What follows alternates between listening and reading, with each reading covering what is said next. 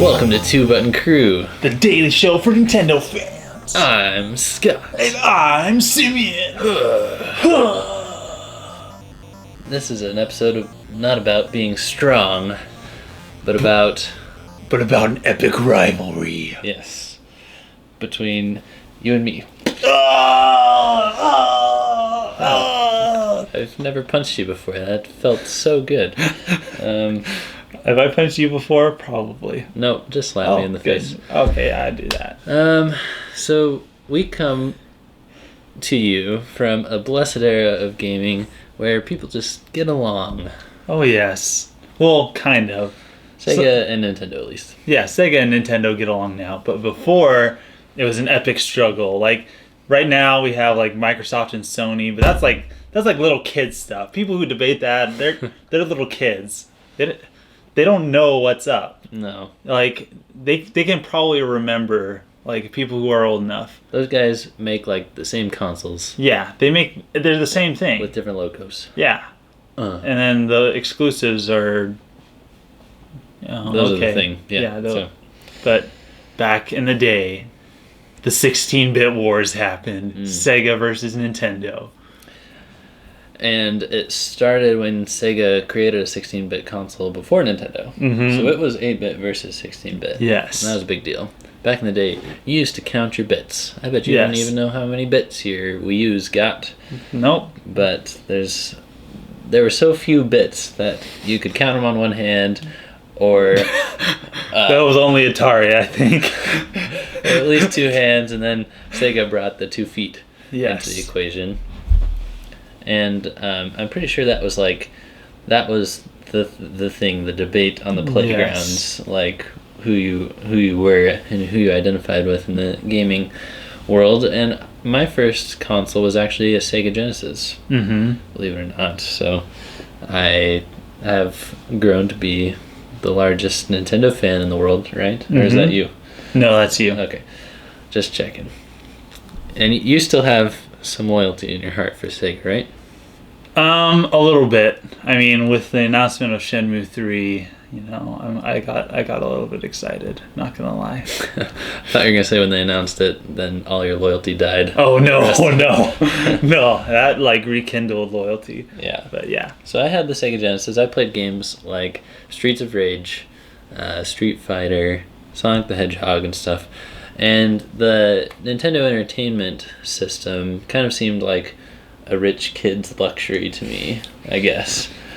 Which is kind of funny, because that was my perspective, that the NES being a fewer bit system was a more desirable console. But that's just how it was. I always jumped at the opportunity to play the NES. And that's how we met, right? Yes, that was the first time we met. There was a... if you hear the vibrating, it's actually you guys like favoriting our tweets and stuff. So thanks for doing that. Thank you, fans. Yeah, the first time we met, we actually met at this random person's house. I don't even remember whose it was, but they had an NES and we were playing it. Yeah. And I wanted to play Mega Man and you wanted to play Mario, just like nowadays. And we played Mario, and then I got to play like one level of Mega Man, and then died. I've been getting my way ever since. Pretty much. Lies, no. Yeah, so I loved the opportunity to play Nintendo. It's been said that Nintendo focused more on developing their games and making them high quality. And Sega kind of boasted about the size of their library, and they also put a lot more effort into marketing, into kind of like smearing Nintendo. Oh yeah. I don't really know that Nintendo bit back that much. No, not too much. They did somewhat, like in Donkey Kong Country. I can't remember which one, but they smeared Sonic in that game. So they did a little bit, but not like commercials. Not that I can remember. Right. But Sega did a lot. Sega probably put a lot of money into that. So and that could be kind of like why I identified with Nintendo games, Nintendo platform, is that I could see the quality and the love that went into all the development. Yeah. So how did you grow up with Sega? What was that like? So I originally had an NES. We had an NES for many years. We never had a Super Nintendo until much later. But buddy, did you want what you didn't have? I did. I had a buddy who had a Genesis, and I didn't have a Genesis. Super Nintendo, I was pretty much oblivious to it. Like, I didn't even know it existed. And then at the same time, I was wanting what you had. I think it's kind of a human nature thing. I think so. We want what we don't have. That's why when it's cold, we turn the heater on. When it's hot, we turn the air conditioning on. We want what we don't have. Yeah. That got metaphysical, dude. But anyways, yeah, so we had the NES up until we got the Sega Saturn. Sega Saturn is a lost gem. What is that? Yeah, exactly. It's a 32-bit system. Ooh. So Sega Saturn came out and it was kind of a bit of a flop, but if you had it, 32-bit flop. You said a bit of a flop. Oh, that was bad. That was bad. But like for corny bit jokes. But then, so Sega Saturn came out, and then the N64 came out, like, not long after that. And so... Was that a nail in the coffin? No, it wasn't. Okay. They came back with the Dreamcast, which was awesome. I meant for the Saturn. Yeah, the Saturn, yeah. It didn't stand much of a chance. Even on arrival, it was like... the PlayStation was out. It would be like trying to wrestle someone twice your weight. Yeah. Yeah, it wasn't cool. Like, both those systems way overshadowed the Saturn. If you have a chance to get a Saturn and play it, there's some really good games. It's one of my favorite systems. So go play a Saturn today. Go love on a Saturn. And then the Dreamcast came out, and that was kind of a flop, and that pretty much did Sega in as far as consoles go. And I think that they haven't been making as good software since, honestly. I think some people will debate that, but honestly... Sega's like last super good software besides like maybe the Shenmue series was with the Dreamcast. Yeah. My opinion, at least. So, like we said, there's lots of marketing commercials coming out of Sega, and the most famous saying is, Sega does what Nintendo don't. And that's pretty clever. Yes. Gotta give them props for that. Very clever name. But they ended up losing, and they went third party. And they have since mended their relationship with Nintendo. They get along great. And I think it was kind of crazy the moment at E3 2007 where we learned that Sonic and Mario were going to share their first and second game. They had talked about Sonic in Smash Bros. Brawl, as well as announcing the Olympic Games for the first time. And I think that was a big landmark moment in gaming history. Huge. Unfortunately, the Olympic Games are developed by Sega, so they're not as high quality as if Nintendo would have made them. Yeah, sadly. Not really anything I want to have on my shelf or in my console. Ouch. But it is cool that they get along, and it's been awesome having Sonic and Smash Bros. Yeah. So now that Sega's third party, what do you think? How are they doing as a third party? Are they better off as a first party company? Is it unfortunate how it turned out? It is unfortunate how it turned out. I don't think that there's really a way that they can make it back into the first party status. Right. I don't think that's something that they're really aiming to do. If they did, that would shock everybody. Yeah. I think what they need to do is... I don't know. I honestly don't know what you need to do, Sega. I don't know. Yeah, go away.